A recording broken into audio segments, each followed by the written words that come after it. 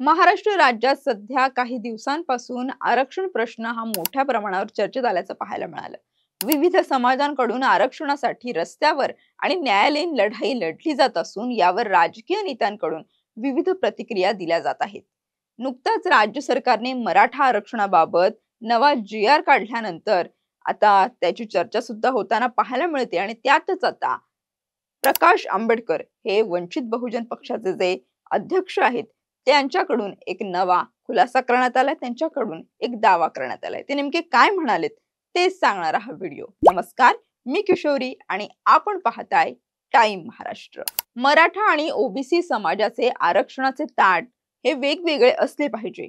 मराठा समाजाने वेगळे आरक्षण मागितले तरच त्यांना आरक्षण मिळू शकते।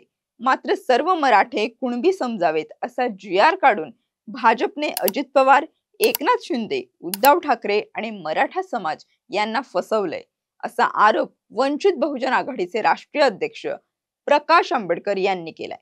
ओबीसींना स्वतःच्या हक्कांसाठी आता लढा द्यावा लागेल, आंदोलन, मोर्चे, बैठका घ्याव्या लागतील।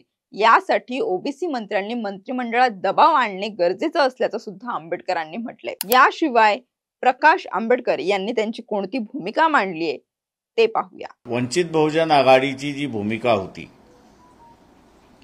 की ओबीसीचं आरक्षण ओबीसीलाच राहिलं पाहिजे आणि मराठा समाजाला आरक्षण द्यायचं असेल तर त्यांचं ताट हे वेगळं असलं पाहिजे, तरच मराठा समाजाला आरक्षण मिळू शकतं।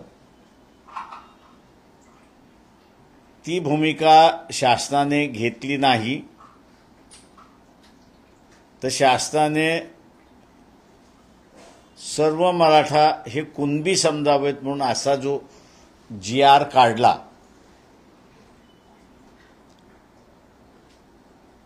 त्या जी.आर.च्या माध्यमातून मी मगाशी जसं म्हणालो की पूर्णपणे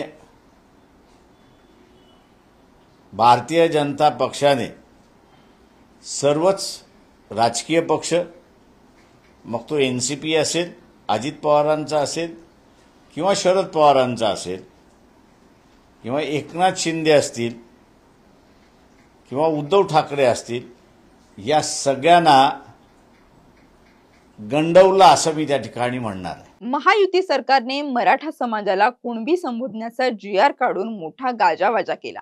मात्र हा जी.आर. मराठा समाजाला फसवणारा आहे अशी टीका प्रकाश आंबेडकर यांनी केली आहे।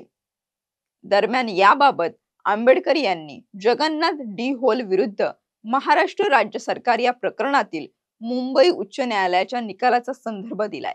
निकालाच्या 13व्या उतार्यात सर्व मराठा समाजाला कुणबी संबोधता येणार नाही, त्या आधीच्या उतार्यात कुणबी ही जात नसून व्यवसाय आहे असे न्यायालयाने स्पष्ट नमूद केले। हा निर्णय सर्वोच्च न्यायालयात सुद्धा टिकलाय। त्यामुळे भाजपने जी.आर. मार्गे काढलेला निर्णय चुकीचा व दिशाभूल करणारा असल्याचं प्रकाश आंबेडकर यांनी म्हटलंय। तर मराठा समाजाच्या आरक्षणासाठी झटणारे मनोज जरांगे पाटील यांनी मुंबईतील आझाद मैदान इथे आंदोलन छेडले आणि त्यानंतर आरक्षणाचा मुद्दा गाजलेला पाहायला मिळाला आणि मनोज जरांगे पाटील यांना राधाकृष्ण विखे पाटील यांच्या हस्ते त्यांनी उपोषण सोडलं आणि काही ज्या मागण्या होत्या त्यांच्या त्या पूर्ण करण्यासाठी सुद्धा त्यांनी वचनबद्ध त्यांना करण्यात आलं। पण हे सगळं झाल्यानंतर प्रकाश आंबेडकर यांनी आरक्षणाबाबत त्यांची भूमिका स्पष्ट केली आहे।